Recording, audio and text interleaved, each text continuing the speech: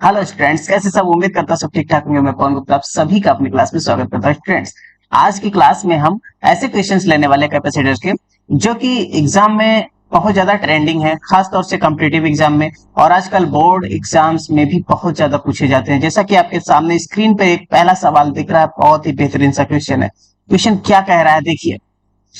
कह रहा है फाइंड यहाँ पर आपको capacitance between A and B, area of each plate is A. ये कुछ डायग्राम आपको बढ़िया सा दिख रहा है।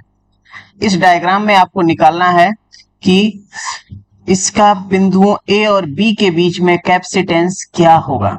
ठीक है, ये प्लेट्स दिखाए गए हैं, प्रत्येक प्लेट का एरिया ए है और इन प्लेटों के बीच का जो गैप है वो डी है। तो इस क्वेश्चन को सॉल्व करने के लिए सबसे पहला काम आपको क्या करना है, इन प्लेटों को चार्ज देकर देखना कि कैसा चार्ज बन सकता है इस पे। ठीक है, तो देखो अगर मैंने यहां पर इसको प्लस चार्ज दिया तो प्लस चार्ज किस पर आएगा, इस वाली प्लेट पर आएगा, प्लस आएगा।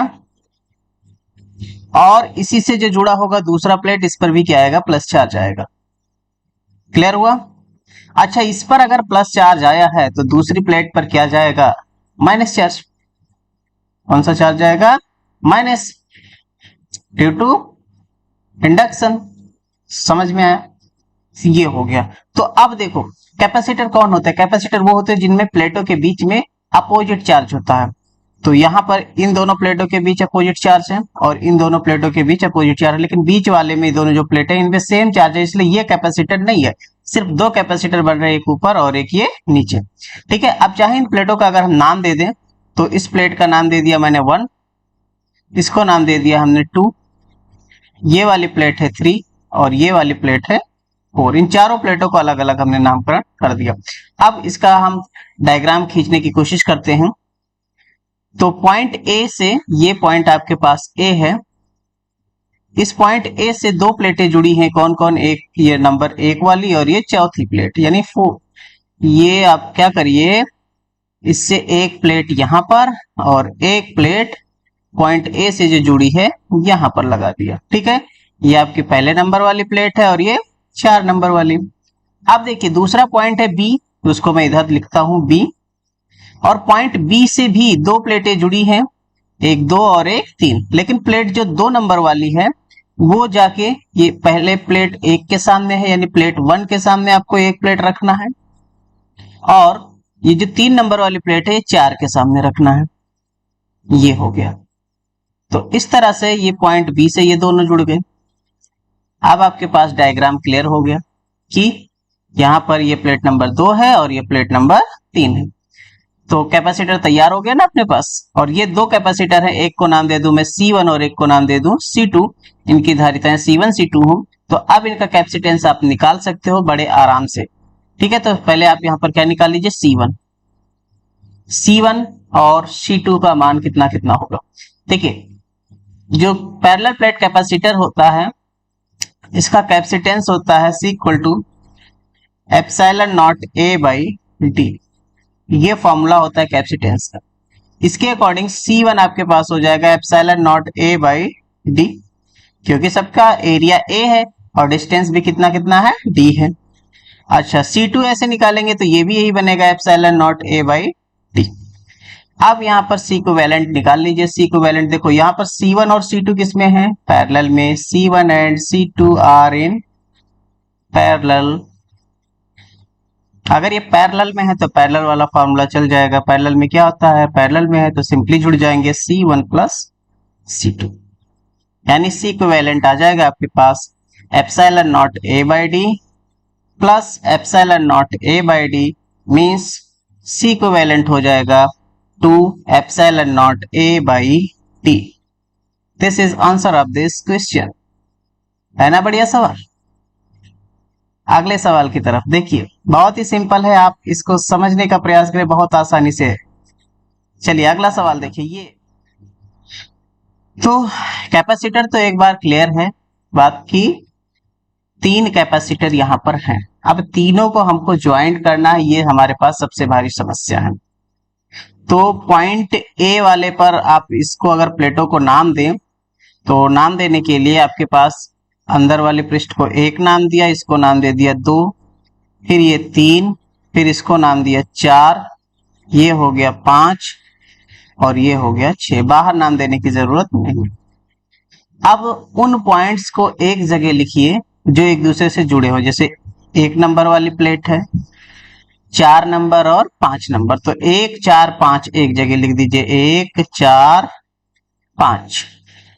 इसके बाद बी नंबर से जुड़ा है 2 3 और ये 6। दूसरे बी पॉइंट को लिख देता हूं 2 3 और 6। चलो ये तो बन गया।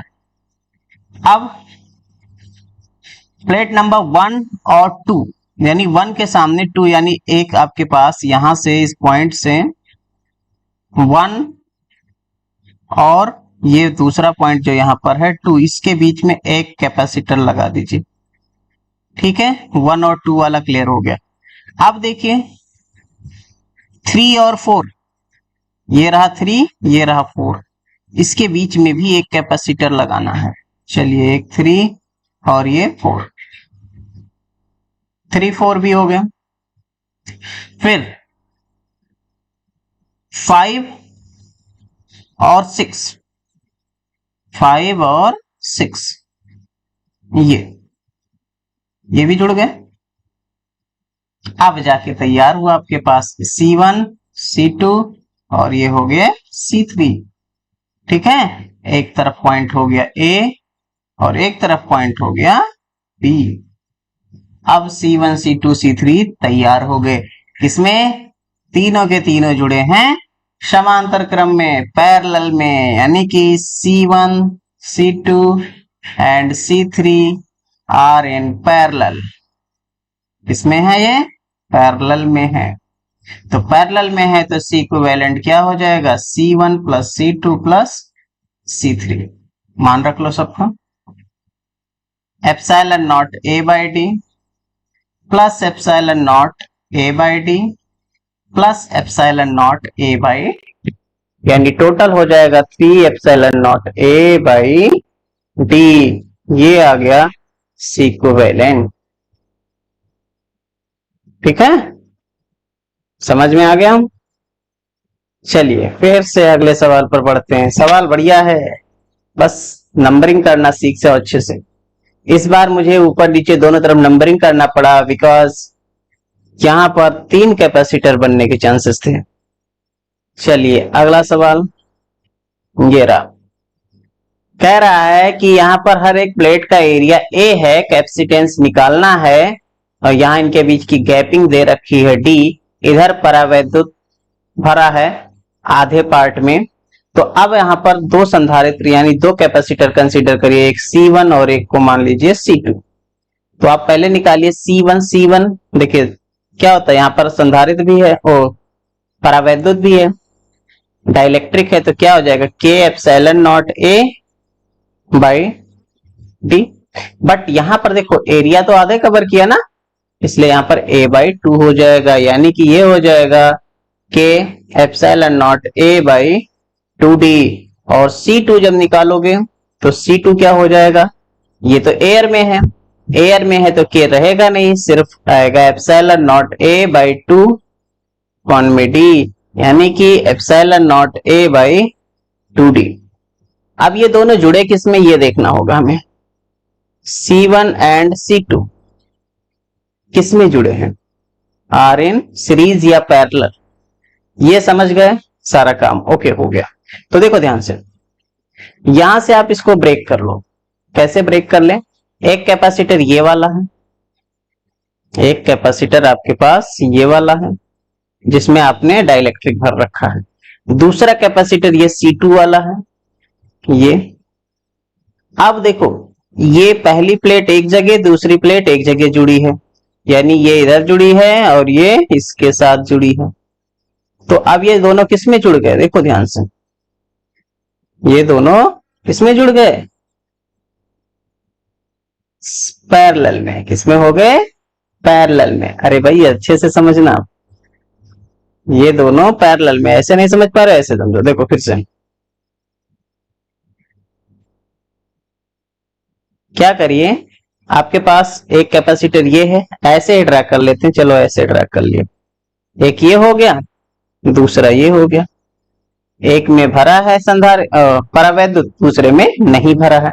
तो देखो ये दोनों प्लेट एक दूसरे से जुड़ी हैं, तो इस प्लेट को इससे जोड़ दो, ये दोनों प्लेट एक दूसरे से जुड़ी हैं, इस प्लेट को भी इससे जोड़ दो, तो दोनों किस में जुड़ गए, दोनों के दोनों जुड़ गए पैरेलल में। ये आपके पास C1 हो गया, ये हो गया C2।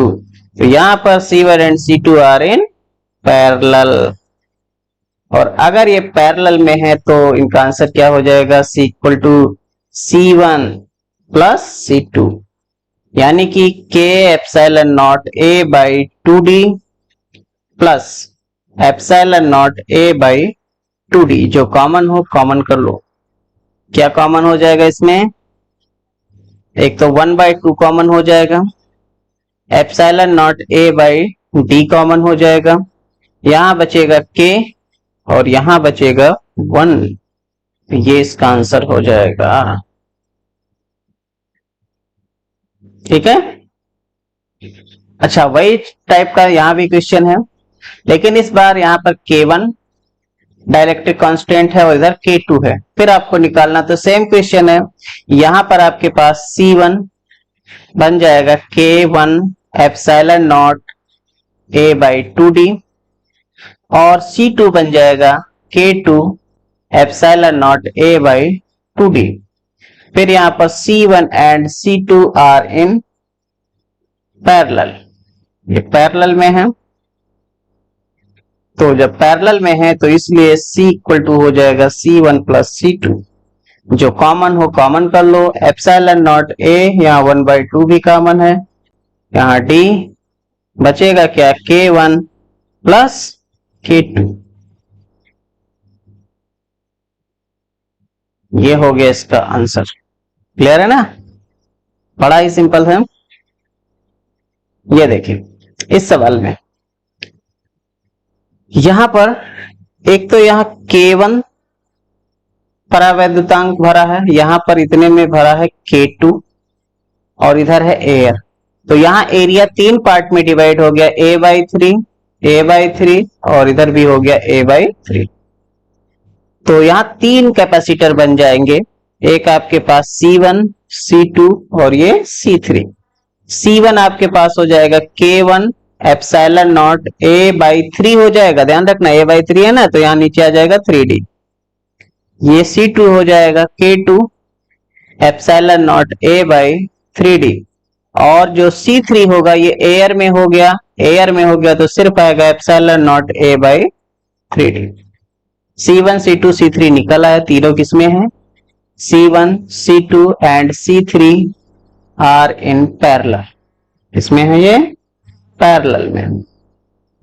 तो अगर ये पैरेलल में है तो इसका फॉर्मूला लगा लीजिए, C equal to C1 plus C2 plus C3, जो कॉमन हो तीनों में कॉमन कर लो, तो 1/3 कॉमन है, epsilon not A by D common है, बचेगा क्या, इसमें बचेगा K1, दूसरे में K2 और तीसरे में 1, तो ये इसका आंसर हो जाएगा। ठीक है, अब देखो ये सवाल है, इसमें इस बार कैपेसिटर दूसरे टाइप से भर दिया गया है, यहां पर एरिया तो पूरा कवर कर रहा है लेकिन जो गैपिंग है वो D/3 हो गया, तो यहां पर एक को आप C1 नाम दे दो और एक को C2 नाम दे दो, तो C1 आपके पास एयर में है, एयर का हो जाएगा एप्सिलॉन नॉट A, एरिया में कोई चेंजिंग नहीं, अपॉन में गैपिंग ये D/3 है, टोटल D है, तो ये कितना हो जाएगा D माइनस D/3 यानी कि 2D/3, तो ये कितना हो जाएगा 2D/3, यानी कि 3 ऊपर चला जाएगा, C1 हो जाएगा 3 एप्सिलॉन नॉट A/2D। C2 निकालेंगे, ये कैपेसिटर वाला, ये कैपेसिटर यानी कि जिसमें आपने क्या भर रखा है, परावैद्युत पदार्थ, डाइलेक्ट्रिक वाला पदार्थ, तो ये क्या हो जाएगा, ये हो जाएगा आपके पास K epsilon not a by gapping कितना है डी बाई 3, 3 ऊपर चला जाएगा तो C2 हो जाएगा 3K epsilon not a by D. अच्छा ये तो हो गया, C1 भी आ गया आपके पास और ये C2 आ गया, दोनों है किसमें, तो ये वाले तो पैरेलल में होते हैं लेकिन ये वाले सीरीज में होते हैं। C1 and C2 are in series, ये किसमें होंगे, सीरीज में होंगे, इसका उल्टा हो जाता है ये, ठीक है। तो सीरीज वाला फॉर्मूला लगा दीजिए। सीरीज वाला फॉर्मूला आपको याद होना चाहिए, क्या होता था, C equal to C1 C2 बटे C1 प्लस C2, ठीक है, ये रख लो और आंसर इसका निकाल लो। या फिर आप क्या करो, डायरेक्ट वो वाला फॉर्मूला लगा लो, डायरेक्ट आप ये वाला लगा लो, 1 by C equal to 1 by C1 plus 1 by C2, इससे भी आप लगा सकते हो, ठीक है, चाहे ऊपर वाला लगाओ चाहे नीचे वाला, बात एक ही है। तो यहाँ पर सबका मान C1 C2 का रख लीजिए, यहां से आपके पास 1 बाय सी इक्वल टू आ जाएगा, देखिए C1 का मान है ये 2D बाई 3 एप्सिलॉन नॉट है और C2 का मान है D by 3K epsilon not a.